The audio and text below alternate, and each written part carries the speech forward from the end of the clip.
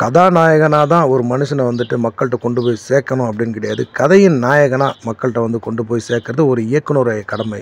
சங்கருடைய முதல் படம் ஜென்டில்மேன். அவர் எந்த அளவுக்கு எஃபர்ட் பண்ணியிருப்பாருன்னு உங்களுக்கு நான் சொல்ல தேவையில்லை. இன்னைய வரைக்கும் நிலைச்சு நிற்கிது ஒரு புகழ்னு சொல்லலாம்.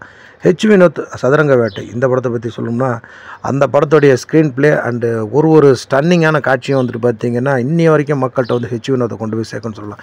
இப்படி ஒரு இயக்குனரையும் சொல்லிக்கிட்டே போயிட்டே இருக்கலாம். ஸோ அந்த மாதிரி இந்த இயக்குனர் வந்து பார்த்திங்கன்னா வித்தைக்காரன் பேர் வச்சுருக்கிறார். ஆனால் என்ன வித்தைக்காரன்? குரங்கு வித்தைக்காரனா, குரலி வித்தைக்காரனா, பாம்பு வித்தைக்காரனா, கீரி வித்தைக்காரனா, என்ன வித்தைக்காரன்? மேஜிக் மேன் சொல்லி காமிக்கிறாங்க. எந்த மேஜிக்குமே கடைசி வரைக்கும் அவர் பண்ணவே இல்லை. அப்படி மேஜிக் பண்ணுற காட்சியெல்லாம் மனசில் நிற்கவே இல்லை. மேஜிக் பண்ணுறதெல்லாம் விட்டுட்டு ரிப்போர்ட்டருக்கு போய்ட்டு கொலை எப்படி நடந்துச்சுங்கிற விளக்கத்தை கொடுத்துட்ருக்கிறாரு. தானியா ஹோப் இன்னொருத்தவங்க இருக்கிறாங்க, கதாநாயகி 2 பேருமே வந்து பார்த்திங்கன்னா ஏன் இருக்கிறாங்க அப்படின்னு தெரியல. ஆனந்தராஜ், ஜான் விஜய், மதுசூதன்லாம் படத்தில் இருக்கிறாங்க. மதுசூதனாச்சும் ஒரு நல்ல பர்ஃபார்மன்ஸ் பண்ணியிருப்பார். ஆனால் ஜான் விஜய் வச்சுட்டு பாழாக்கி வச்சுருக்கிறாங்க அப்படின்னு தான் சொல்லணும்.